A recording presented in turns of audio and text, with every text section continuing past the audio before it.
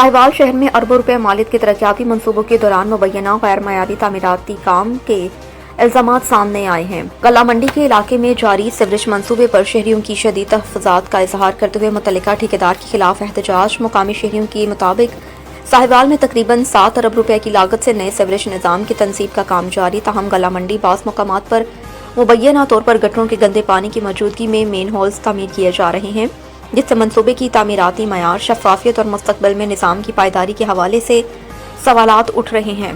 अहले इलाका का कहना है कि अगर तरक्याती मंसूबों में मुकर्ररा तकनीकी मयारात और हिफाजती असूलों पर अमल ना किया गया तो कौमी खजाने से खर्च होने वाली खती रकम के बावजूद आवाम को मतलूबा सहूलियात फ्राहम नहीं की जा सकेंगी।